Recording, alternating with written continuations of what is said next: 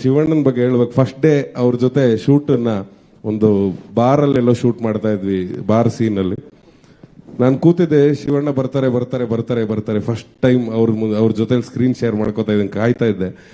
ಅವ್ರು ಬಂದಿದ್ದೇ ಗೊತ್ತಾಗಿಲ್ಲ. ಕುಣ್ಕೊಂಡು ಡ್ಯಾನ್ಸ್ ಮಾಡ್ಕೊಂಡು ಈ ಹುಡುಗರ ಹತ್ರ ಹಿಂಗೆ ಅನ್ಕೊಂಡ್ ಬಂದ್ಬಿಟ್ರು. ನಾನು ಶಿವಣ್ಣ ಬಂದ್ಬಿಟ್ರ ಅಂತ ಶಿಸ್ತಾಗಿ ಹಿಂಗೆ ಕೂತ್ರೆ, ಹಾ ಹೇ ಹೇ ಹಾಯ್ ನೀವಿದ್ರೆ ಇವತ್ತು ಅಂದ್ರು. ಹುಷಾರಿದ್ದೀನಿ ಅಂದ್ರೆ ಅವ್ರ ಎನರ್ಜಿ ಮೋಸ್ಟ್ಲಿ ಆ ಇಡೀ ಸಿನಿಮಾಗೆ ಸ್ಪ್ರೆಡ್ ಆಗತ್ತೆ ಅನ್ಸುತ್ತೆ, ಅಥವಾ ಇಡೀ ಸೆಟ್ಗೆ ಸ್ಪ್ರೆಡ್ ಆಗತ್ತೆ ಅವ್ರು ಬಂದಾಗ. ಸೊ ಆ ಥರದ್ದೊಂದು ಎನರ್ಜಿ ಇರೋ ಶಿವಣ್ಣ. ಇನ್ನೂ ಹಲವಾರು ಸಿನಿಮಾ ನಿಮ್ಮ ಜೊತೆ ಮಾಡಬೇಕು ಅಂತ ಆಸೆ ಇದೆ Shivanna. Thank you so much. And obviously ನಮ್ಮ ಬಾಸ್, ನಾವು ಯಾವಾಗಲೂ ಹೇಳ್ತಾ ಇರ್ತೀವಿ, ಅವರು ಮುಂದೆ ಅವ್ರು ತೋರಿಸ್ಕೊಟ್ಟ ಹಾದಿಯಲ್ಲಿ ನಾವೆಲ್ಲರೂ ಹಿಂದ್ಗಡೆ ಬಂದಿರೋದು. ರಿಷಬ್ ಆಗಿರ್ಬೋದು, ರಕ್ಷಿತ್ ಆಗಿರ್ಬೋದು, ರಾಜ್ ಆಗಿರ್ಬೋದು, ಈಗ ನಾನಾಗಿರ್ಬೋದು, ಉಪ್ಪಿ ಸರ್ ಹಾಕೊಟ್ರ ಹಾದಿಯಲ್ಲೇ ಬರ್ತಾ ಇರೋದು. ಅವ್ರ ಡೈರೆಕ್ಷನ್ ಸಿನಿಮಾಗಳು, ಅವ್ರು ಹೇಳ್ತಾ ಇದ್ದಂಥ ಡೈಲಾಗ್ಗಳನ್ನ ಕೇಳ್ಕೊಂಡು ಬಂದಂಥವ್ರು.